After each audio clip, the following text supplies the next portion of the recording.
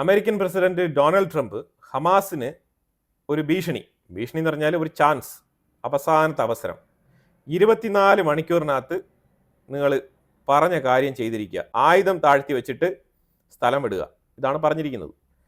എല്ലാ തവണയും പറയുന്നത് പോലെയാണോ ചോദിച്ചു കഴിഞ്ഞാൽ നമുക്കറിയത്തില്ല. പലതവണ ട്രംപ് ഇതേപോലത്തെ ഭീഷണിയൊക്കെ ഹമാസിനെതിരെ പുറപ്പെടുവിച്ചിട്ടുണ്ട്. പക്ഷെ എന്നാലും ഇത് പ്രാക്ടിക്കലി സംഭവിച്ചിട്ടുണ്ടോ എന്ന് ചോദിച്ചു കഴിഞ്ഞാൽ ഒരിക്കലും സംഭവിച്ചിട്ടില്ല. പക്ഷേ ഇത്തവണത്തെ ഭീഷണി അങ്ങനെ അല്ല എന്നാണ് പലരും വിലയിരുത്തുന്നത്. പല അനലിസ്റ്റുകളും അങ്ങനെയാണ് പറയുന്നത്. കാരണം ഇറാനെ അടിക്കുമെന്ന് പറഞ്ഞ് അതേപോലെ ആക്രമണം നടത്തി. അപ്പോൾ ആ ഒരു സാഹചര്യത്തിൽ ഹമാസിനും കിട്ടേണ്ടത് കിട്ടും എന്ന് തന്നെയാണ് പലരും പ്രതീക്ഷിക്കുന്നത്. പക്ഷേ എന്നാലും ഇങ്ങനൊരു സ്റ്റേറ്റ്മെൻറ്റ് ട്രംപ് പറഞ്ഞിട്ടുണ്ട്. 24 മണിക്കൂറിനകത്ത് നിങ്ങൾ തീരുമാനമെടുത്ത് ഗാസയിൽ ഒരു പീസ് ഡീൽ കൊണ്ടുവരണം എന്നാണ് പറഞ്ഞിരിക്കുന്നത്. ഇത് അമേരിക്കയുടെ ഭാഗത്തു നിന്നുള്ള മൈക്ക് ഹെക്കബെ, ഇസ്രായേലിൻ്റെ എൻവോയ് ആയിട്ടുള്ള മൈക്ക് ഹെക്കബെയും കൂടി ഈ ഒരു സ്റ്റേറ്റ്മെൻറ്റ് പുറത്തു വിട്ടിട്ടുണ്ട്. ഹമാസ് ഡീമിലിറ്ററൈസ് ചെയ്ത് അവരായുധം താഴ്ത്തി ഗാസ വിട്ടൊഴിഞ്ഞു പോകണം എന്നാണ് പറഞ്ഞിരിക്കുന്നത്. ഇനി ഇതിലുപരിയായിട്ട് ഒരു അഡീഷണൽ ഇൻഫർമേഷൻ കൂടി നമുക്ക് കിട്ടിയിട്ടുണ്ട്. അതായത് ഖത്തർ പറഞ്ഞിരിക്കുന്നത് ഹമാസ് നിങ്ങൾ അഥവാ ആയുധം താഴ്ത്തുകയാണെന്നുണ്ടെങ്കിൽ നിങ്ങൾ ആയുധം ഉപേക്ഷിച്ചു കഴിഞ്ഞാൽ ഖത്തർ ഈ ഹമാസ് തീവ്രവാദികളെ മൊത്തം എയർ ലിഫ്റ്റ് ചെയ്യാമെന്നാണ് പറഞ്ഞിരിക്കുന്നത്. ഇങ്ങനൊരു വിഷയം കൂടി പുറത്തു വരുന്നുണ്ട്. ഇത് അൺഒഫീഷ്യലി കിട്ടിയ ഒരു ഇൻഫർമേഷനാണ്. കാരണം ഖത്തർ ഈ ഒരു മീഡിയേഷനിൽ വളരെ നിർണായകമായിട്ടുള്ള ഒരു ചുവടുവെപ്പാണ് നടത്തുന്നത് എന്ന് മനസ്സിലാക്കാൻ പറ്റുന്നത്. കാരണം ഇസ്രായേൽ വളരെ വ്യക്തമായിട്ട് പറഞ്ഞിട്ടുണ്ട് ഹമാസ് അവിടെ നിന്ന് ഒഴിഞ്ഞു പോകണം. ഹമാസ് ഗാസയിൽ നിന്ന് ഒഴിഞ്ഞു പോകാണ്ട് ഇസ്രായേലിന്റെ ലക്ഷ്യം പൂർത്തിയാവില്ല എന്ന് നെതന്യാഹു അർത്ഥശങ്കയ്ക്കിടയില്ലാതെ ധരിപ്പിച്ചിട്ടുണ്ട്. അമേരിക്കയും വിളിച്ച് പറഞ്ഞിട്ടുണ്ട്. ആ മെസ്സേജ് ഖത്തറിനും കൺവേ ചെയ്തിട്ടുണ്ട്. ഇതിന്റെ അടിസ്ഥാനത്തിലാണ് ഒരുപാട് മാസങ്ങൾക്ക് ശേഷം, ഏതാണ്ട് അപ്രോക്സിമേറ്റ്ലി 1 ഇയർക്ക് ശേഷം എന്ന് പറയാം, ഈ 1 ഇയർ ആയിട്ട് തന്നെ നെതന്യാഹു ഒരു നെഗോസിയേഷനിൽ പങ്കെടുക്കാതെ ഫസ്റ്റ് ടൈം ഒരു മീറ്റിംഗ് അറ്റൻഡ് ചെയ്തിരിക്കുകയാണ്.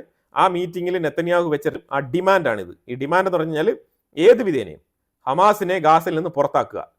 അത് പുറത്താവാതെ നമ്മുടെ ലക്ഷ്യം പൂർത്തിയാവില്ല. പിന്നെ എന്തർത്ഥമാണ് ഉള്ളത് എന്നുള്ള ചോദ്യമാണ്, വളരെ പ്രസക്തിയാർന്ന ചോദ്യമാണ് ഉന്നയിച്ചത്. ഇതിനെ തുടർന്നാണ് ഖത്തർ ഈ വിഷയത്തിൽ ഒരു സൊല്യൂഷനായിട്ട് മുന്നോട്ട് വന്നതായിട്ട് മനസ്സിലാക്കാൻ പറ്റുന്നത്.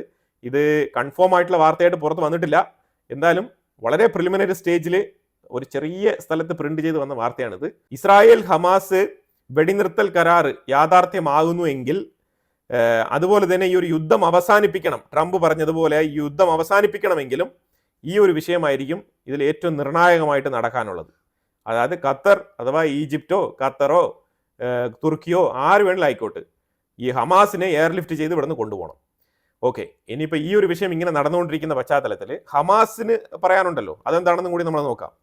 ഹമാസിന് പറയാനുള്ളത് വേറൊന്നുമില്ല, നിങ്ങൾ ഹമാസിനെ എലിമിനേറ്റ് ചെയ്യണം എന്ന് നിങ്ങൾ വിചാരിച്ചു കഴിഞ്ഞാൽ, പൂർണ്ണമായിട്ടും ഗാസയിൽ നിന്നും എലിമിനേറ്റ് ചെയ്യണമെന്ന് വിചാരിച്ചു കഴിഞ്ഞാൽ നിങ്ങൾ ഗാസയ്ക്കുള്ളിലുള്ള എൻറ്റയർ സിവിലിയൻ പോപ്പുലേഷനെ ഇല്ലാതാക്കണം എന്നാണ് ഹമാസ് പറഞ്ഞിരിക്കുന്നത്. അതിൻ്റെ അർത്ഥം ഈ സിവിലിയൻ ആയിട്ടുള്ള ഓരോരുത്തരും ഹമാസ് തീവ്രവാദികളാണെന്നാണ് അതിൻ്റെ അർത്ഥം. ഇനി ഹമാസിനെ പേടിച്ചിട്ടോ അല്ലെങ്കിൽ ഹമാസിന് വിധേയമായോ അല്ലെങ്കിൽ ഹമാസിൻ്റെ കൽപ്പനകൾ അഥവാ ഹമാസിൻ്റെ ആ ഒരു എഡ്യൂക്കേഷൻ സിസ്റ്റം, ആ ഒരു ഡോക്ട്രിനില്ലേ, ആ ഡോക്ട്രിൻ്റെ ആ പഠന രീതികൾക്കൊക്കെ വിധേയമായ ആൾക്കാർ, അതിലേക്ക് ആ തലച്ചോറ് അതിലേക്ക് തന്നെ ഊറിപ്പോയ ആൾക്കാർ വേണമെങ്കിൽ ഒരു പക്ഷേ ഹമാസിന് വേണ്ടിയിട്ട് തന്നെ ഇതേ നിലപാടെടുത്തേക്കാം. തീർച്ചയായിട്ടും ഗാസയ്ക്കുള്ളിൽ ഹമാസിനെതിരെ ഒരു തരംഗമുണ്ട്. ഹമാസിനെ പേടിച്ചിട്ട് കുറച്ച് ആൾക്കാരുണ്ട്. ഇവരെല്ലാം തന്നെ തികച്ചും വ്യത്യസ്തമായ നിലപാടെടുക്കും എന്നാണ് ഇസ്രായേൽ വിശ്വസിക്കുന്നത്, പ്രതീക്ഷിക്കുന്നത്. അപ്പോൾ അതുകൊണ്ട് തികച്ചും ഗാസയ്ക്കുള്ളിൽ ആൾക്കാരെ മാറ്റി പാർപ്പിച്ചിട്ട് ആക്രമണം തുടരുകയാണ്. ശരിക്കും ഗാസ എന്ന് പറഞ്ഞാൽ ഇല്ല, ഞാൻ മാപ്പ് കാണിക്കാം. നിങ്ങൾ വളരെ ചെറിയ പോർഷനാണ് ഇപ്പോൾ ഉള്ളത്. ആ പോർഷനിലാണ് ഏറ്റവും കൂടുതൽ ആക്രമണം നടക്കുന്നത്. അപ്പോൾ അതുകൊണ്ട് തന്നെ ഹമാസ് ശരിക്കും ശ്വാസം മുട്ടുന്ന അവസ്ഥയിലാണ് ഇപ്പോൾ അവിടെ കഴിഞ്ഞുകൂടുന്നത്. കാരണം അത്രയ്ക്ക് സ്ഥലപരിമിതിയാണ്. ആ രീതിയിൽ IDF ആക്രമണം ശക്തമാക്കിയിരിക്കുകയാണ്. ഇന്നൊക്കെ ശരിക്കുള്ള ആക്രമണമാണ്. അതായത് ഡെയിലി 100-150 ഡെയിലി 100-150 പേരിലധികം ആൾക്കാർ കൊല്ലപ്പെടുന്നു എന്നാണ് വാർത്തകൾ പുറത്തു വരുന്നത്. അത് മീഡിയ റിപ്പോർട്ടിംഗ് ഒന്നും പ്രോപ്പറായിട്ട് അവിടെ ഇല്ല. ശരിക്കും പറഞ്ഞാൽ ആ രീതിയിൽ അവിടെ മരണസംഖ്യ ഉണ്ടെന്നാണ് വിലയിരുത്തൽ പൊതുവെ.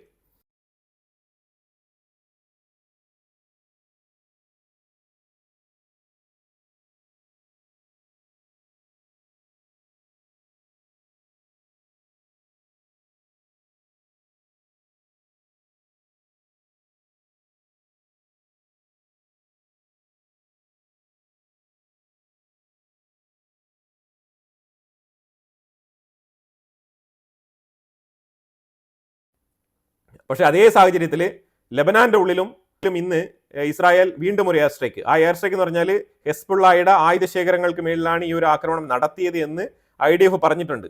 ഈ ഒരു വീഡിയോ ഞാനിവിടെ ഷെയർ ചെയ്യുന്നുണ്ട്, അത് കണ്ടാൽ നിങ്ങൾക്ക് മനസ്സിലാവും. അതായത് ഒരു ആക്രമണം ഇസ്രായേൽ, ഒരു സ്ട്രൈക്ക് അവിടെ, അതായത് ഒരു സ്ട്രൈക്ക് ഇസ്രായേൽ ചെയ്യുന്നുണ്ട്, ആ സ്ട്രൈക്ക് ചെയ്ത സ്ഥലത്ത് വീണ്ടും വീണ്ടും പൊട്ടിത്തെറി, അതായത് അവിടെ വെടിക്കോപ്പുകൾ, അമ്യൂണിഷൻസ് സൂക്ഷിച്ചു വെച്ചിരുന്നതാണെന്നാണ് പറയുന്നത്.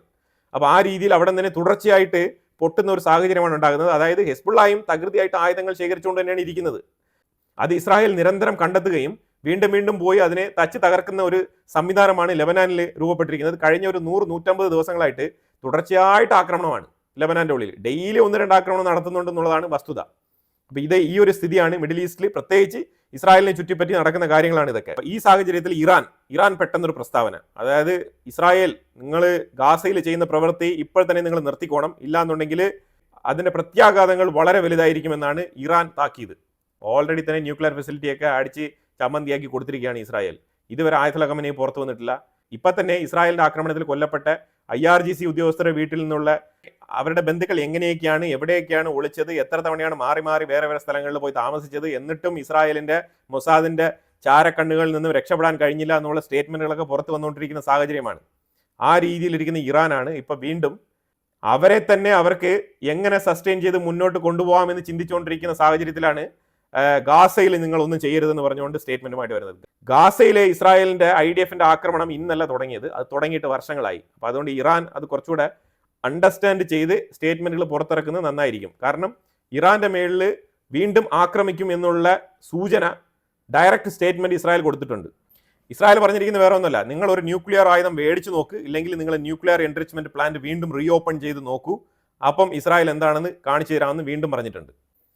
അതുപോലെ തന്നെ ഇന്ന് തെഹ്റാന്റെ ഉള്ളിൽ വീണ്ടും 3 സ്ഥലങ്ങളിൽ ആക്രമണം. 3 സ്ഥലങ്ങളിൽ ആക്രമണം. ഈ ആക്രമണം എന്ന് പറയുന്നതിലുപരിയായിട്ട് 3 സ്ഥലങ്ങളിൽ പൊട്ടിത്തെറിഞ്ഞു കഴിഞ്ഞാൽ ഇത് എന്തെങ്കിലും വന്ന് വീണ് പൊട്ടുന്നോ, അല്ലെങ്കിൽ സ്വമേധയാ പൊട്ടുന്നോ, ഇല്ലെങ്കിൽ അവിടുത്തെ മൊസാദ് ഏജന്റുകൾ പോയി കത്തിക്കുന്നതാണ്, ഇതൊന്നും നമുക്ക് അറിയാൻ പറ്റത്തില്ല. പക്ഷേ ഈ രീതിയിലാണ് അവിടുത്തെ ആക്രമണം. ഞാൻ വീഡിയോ ഷെയർ ചെയ്യുന്നുണ്ട്, നിങ്ങൾ നോക്കിക്കോളൂ, സൈഡിൽ വെച്ചേക്കാം. ആ രീതിയിൽ കത്തിപ്പടരുകയാണ്. ഇവിടെയൊക്കെ വൻതോതിലുള്ള നാശനഷ്ടങ്ങൾ, അതേപോലെ തന്നെ ജീവഹാനിയൊക്കെ സംഭവിക്കുന്നുണ്ട്. ഇതിനെക്കുറിച്ചുള്ള വാർത്തകളാണെങ്കിൽ ഇറാൻ കൂടുതലും പബ്ലിഷ് ചെയ്യാൻ തയ്യാറാകുന്നില്ല എന്നുള്ളതാണ്. പിന്നെ ഇതൊക്കെ സോഷ്യൽ മീഡിയയിൽ ഇറാന്റെ ഉള്ളിലുള്ള ആൾക്കാർ എങ്ങനെയെങ്കിലൊക്കെ പുറത്തെത്തിക്കുന്നതാണ് ഈ വാർത്തകളൊക്കെ. ഇസ്രായേൽ പറഞ്ഞിരിക്കുന്നത് ഇനി ഞങ്ങൾ വരുന്ന വരവെന്ന് പറഞ്ഞാൽ ഫസ്റ്റ് ടാർഗറ്റ് തന്നെ ആയത്തുൽ ഖമനൈ ആയിരിക്കും, അത് കഴിഞ്ഞിട്ടായിരിക്കും ബാക്കിയുള്ള കാര്യങ്ങൾ എന്നുള്ള രീതിയിലാണ് താക്കീത് കൊടുത്തിരിക്കുന്നത്.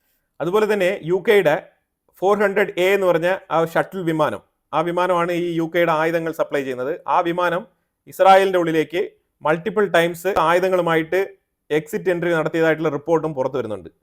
അതായത് പല സ്ഥലങ്ങളിലും നിന്നുള്ള ആയുധങ്ങൾ ഇസ്രായേലിന്റെ ഉള്ളിൽ ഇറക്കുമതി ചെയ്യുകയാണ്. അപ്പോൾ ഇസ്രായേൽ ഈ ഒരു ആയുധങ്ങൾ ഇങ്ങനെ കുന്നുകൂട്ടി വെക്കുന്ന ഒരു സാഹചര്യമാണ് ഇപ്പോൾ നിലവിൽ കാണാൻ കഴിയുന്നത്.